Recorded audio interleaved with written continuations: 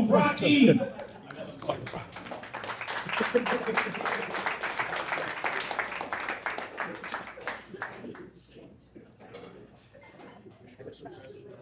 I am the only guy that the mic is set at the proper height.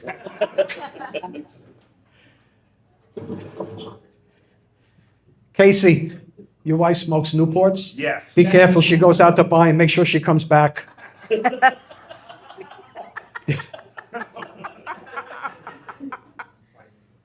So everybody's talking about baristas, right? Remember a few weeks ago, AOC said the North should step up to the South?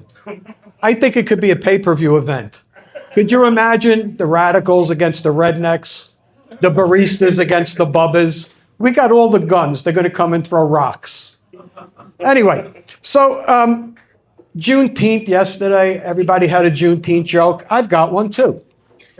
What's the difference between St. Patrick's Day and Juneteenth? Everybody wants to be Irish on St. Patrick's Day. You left. Don't go, you left. So the World Cup has been something else. I don't like soccer. I've never watched soccer. I'm Italian. We left that in the old country. I've been watching these reels on Facebook. I find them pretty amusing. The Scots, the Tartan Army, is up in Boston. They drank Boston dry. Even Sam Adams ran out of beer. It's crazy. And then they're down south and they go to Buc-ee's and there's a guy sitting there and he's got a mound of brisket and he's got a mound of French fries and he's sweating bullets. And all he could get out of his mouth is, this fucking brisket is unreal. I love it. The Italians, well, they were down south and they asked for an Italian restaurant. Somebody sent them to Olive Garden. There was an immediate telegram to Rome. This place is a culinary hate the crime, but we got to blow it up. It's no good.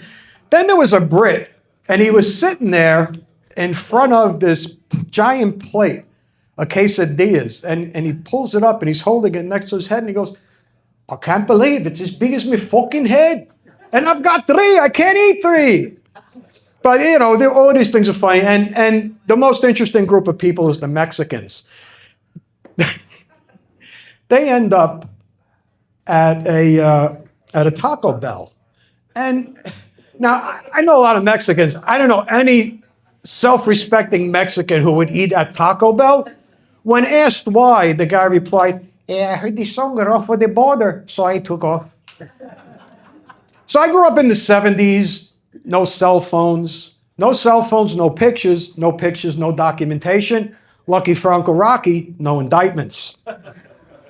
You know, back in those days, there was no ADHD, there were no peanut allergies, there were no gluten allergies. There's a whole generation of kids now that could be taken out by a peanut butter and jelly sandwich. You know, we were guys, we used to go to strip clubs, we used to drink scotch, we used to smoke cigars. Now guys go to kava bars. You know what kava bar? They go to kava bars, they smoke blueberry vapes, they drink kombucha, and they roll joints with little filters at the end. I saw this, I couldn't believe it. You know, and they sit around and they talk about their feelings. We didn't have any feelings. We had cocaine, and we had Quaaludes, but we didn't have feelings. And what happened to pubic hair? There's no more pubic hair. The shag is gone. It's all hardwood. When I was a young man, you had to be very intrepid to muff dive. And there was a very specific technique. Let me demonstrate. You wanted to blow those loose hairs out of the way, so you weren't choking.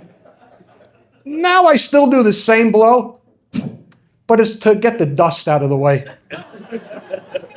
It's sort of like one of those 1980s Nintendo game cartridges. You know, menopause was an interesting time for my poor wife and I. She used to suffer with hot flashes. And so I said to her, tell me, what are these hot flashes like? She says, well, it's like I feel like I'm burning from the inside out. I said, oh, I get it. It's sort of like when I eat a very spicy Italian meal. Well, I woke up a half hour later and she was standing over me with the frying pan. We're in bed one night and I hear, bzzz. Yeah, I get a little excited, a little louder, a little faster. Bzzz. Well, I roll over, all ready to go, and there she is. She's got the little fan from her nightstand. Just trying to cool herself off. I had a very different buzzing in mind. You know, menopause is basically Mother Nature's way of telling an Italian woman she's going to be dealing with facial hair for the rest of her life.